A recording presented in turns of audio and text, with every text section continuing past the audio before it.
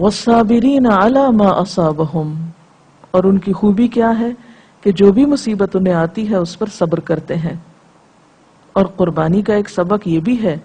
کہ ہم اس زندگی میں دوسروں کی خاطر تکلیف اٹھائیں، دوسروں کے آرام کی خاطر کبھی اپنے آرام کو قربان کریں، زندگی کی مختلف مشکلات اور پریشانیوں میں صبر کرنا جانیں۔ والمقیم الصلاۃ، اور نماز قائم کرنے والے ہیں، یعنی صرف قربانی ہی نہیں کرتے، صرف خدمت خلق ہی نہیں کرتے، بلکہ اللہ کے حقوق کو بھی یاد رکھتے ہیں، نماز بھی ادا کرتے ہیں۔ وَمِمَّا رَزَقْنَاهُمْ يُنْفِقُونَ، اور جو رزق ہم نے ان کو دیا ہے اس میں سے وہ خرچ کرتے ہیں۔ اور قربانی میں صرف جانور ہی قربان نہیں ہوتا، بلکہ اس میں انسان اپنا مال بھی قربان کرتا ہے۔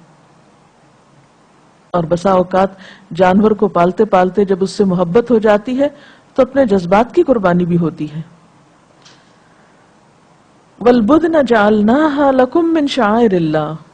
اور قربانی کے اونٹوں کو ہم نے تمہارے لیے شعائر اللہ میں شامل کیا ہے، یعنی اللہ کی نشانیوں میں سے ہیں، خصوصاً وہ اونٹ جو حج کے موقع پر ہدی کے طور پر بیت اللہ کی طرف لے جائے جاتے ہیں یا قربان گاہ کی طرف لے جائے جاتے ہیں۔ ان میں تمہارے لیے بھلائی ہے، یعنی ان کی قربانی تمہارے لیے فائدہ مند ہے، بس انہیں کھڑا کر کے ان پر اللہ کا نام لو۔ یہاں اونٹ کی قربانی کا طریقہ بھی بتایا گیا، باقی جانور لٹا کر ذبح کیے جاتے ہیں، لیکن اونٹ کو کھڑا کر کے اس کے حلقوم پر نیزہ مارا جاتا ہے اور پھر اس کے بعد ذبح کیا جاتا ہے۔ اور جب قربانی کے بعد ان کی پیٹھیں زمین پر ٹک جائیں، یعنی جانور کی روح جب بالکل نکل جائے، ٹھنڈا ہو جائے، تو پھر اس کے بعد اس کا گوشت کاٹو،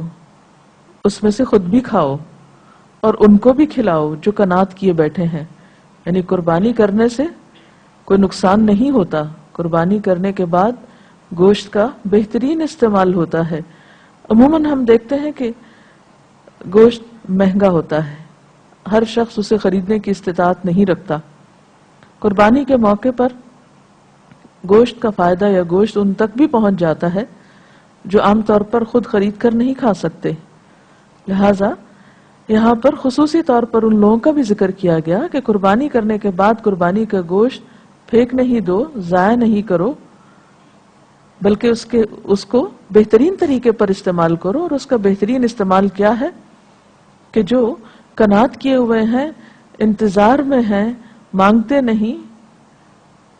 پریشان نہیں کرتے، ضرورت مند ہیں، ان تک خود پہنچاؤ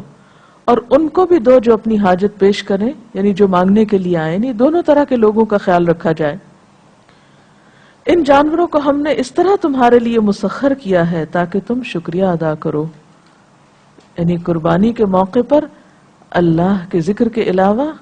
اس کا شکر بھی ادا کرو۔ اور شکر کس طرح کہ یا رب تو نے یہ نعمت ہمیں بخشی، تیری خوشی، تیرا قرب پانے کے لیے، تیری رضا حاصل کرنے کے لیے ہم انہیں تیرے راستے میں تیرے بتائے ہوئے طریقے کے